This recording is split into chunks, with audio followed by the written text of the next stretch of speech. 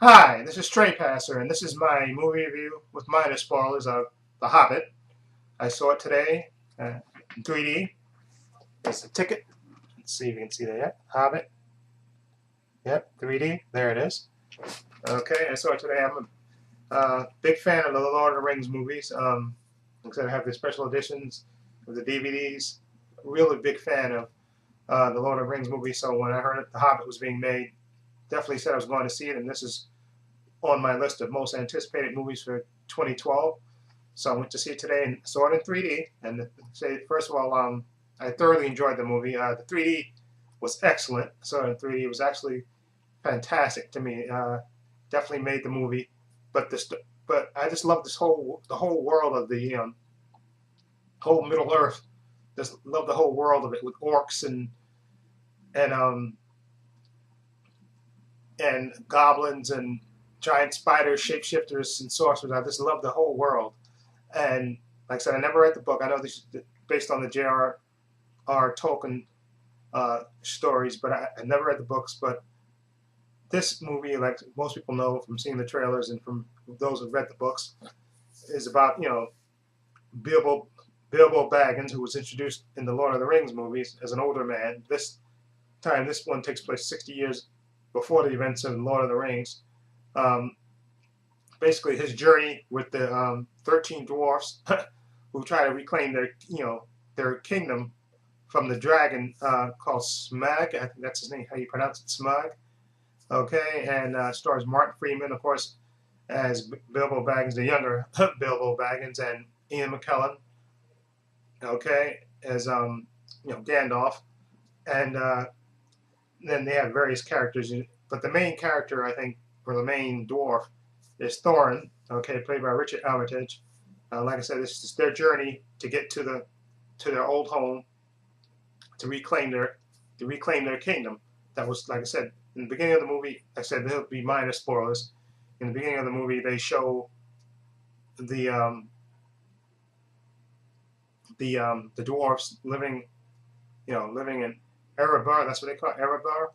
Okay, where they were living in peace. The king, they had gold and everybody lived in prosperity until, like I said, until the dragons came, and basically the dragons, and they took over. Okay, and banished the elves were not elves, the dwarfs, excuse me, were banished.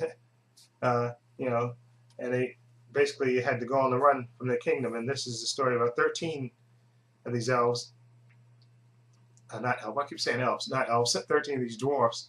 You know, their journey along with Bilbo Baggins and Gandalf to try to reclaim their kingdom, the dwarf kingdom. And like I said, this movie, I love the whole journey. Of them going and their adventures that they go on. It's like I said, you have goblins, you have orcs, and you have just. And I love that Richard Armitage. His character, like I said, is Thorin. He's like the grandson of the king. And he wants to reclaim the kingdom, and the adventures and it's just it reminds me perfectly of the Lord of the Rings movies, because you have these adventures that they go through. You have these, the 3D looked beautiful, and like I said, and I love Martin Freeman as Bilbo Baggins. He was really good too, because he was reluctant at first, and I love the way they kind of sprung. They sprung, they all met up his house. All the dwarves met up at his house, because Gandalf gathered them together there, and sprung that they were going on this journey. And of course, at first, Bilbo Baggins didn't want to go, but then eventually, curiosity got the best of him, so he went with them on their journey to go back. And it's just a bunch of just great adventures, great visuals, just absolutely beautiful, all these great things. And I loved also what's called in this movie? What's his name? I can't remember his name. I can't remember his name. But hold on, let me get credit where credit's due. Christopher Lee's in this. Okay, it's Saruman. Of course, Hugo Weaving. Okay, he's in it also, and Kate Kate Blanchett, she's in it, and Andy Serkis as Gollum. Of course, he's in it too. And they show you the first meeting between Gollum and Bilbo Baggins, and it's really good. I really love that part where they had their little interaction. I don't want to spoil it, but you can pretty much guess. You know, for those who've seen it and read the book, they know what happens when they meet, and it's really great to see that. Love Gollum, love Andy Serkis. This is just absolutely perfect as Gollum. Okay, and this story, and I like that they're making this 2 more parts of this, and it ended. Well, without I don't want to spoil it. I'll tell you how it ended, but I love the journey. Like I said, this movie is like 2 hours and 46 minutes, I believe. Let me make sure. I think it's 2 hours and 2 hours. Let me get this right. Exactly. 2 hours and I think it's 2 hours. Yeah, 2 hours and 49 minutes. Okay, like I said, almost 3 hours. But this movie was fully engaging. I love the actors that played the dwarves. They were great. Like I said, you know, they were great. And like I said, Richard Armitage as Thorin, he was like, you know, like I said, he's the grandson of the king, and he was headstrong and focused on what he wanted to do. And of course, he didn't want, you know, wanted to know why they're including this Hobbit along with them on their journey and stuff. And of course, Gandalf wanted, you know, to include Bilbo Baggins along with them on this journey. And I loved, like I said, the special effects, the whole story, the acting was great, and the whole journey. Like I said, and Ian McKellen is just great. Of course, Gandalf, he's just fantastic.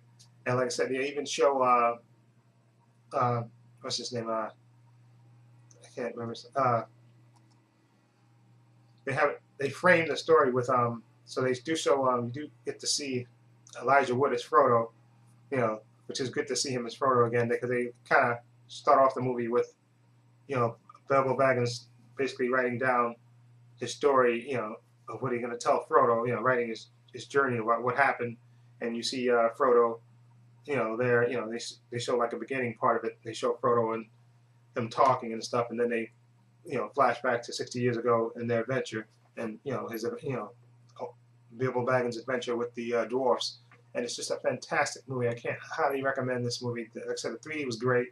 The action is good, and the suspense. And I was on the edge of my seat wondering what was going to happen, and hoping that all the dwarfs would make it through. And it's just great. And the special effects, like I said, which is fantastic with the dragon, and it looks absolutely beautiful in 3D. Absolutely perfect. And I know it's going to look amazing on Blu-ray, and I'm so looking forward to the next chapter in the story. It's going to be fantastic. I absolutely love this. And thank you, Peter Jackson, for coming back and directing this.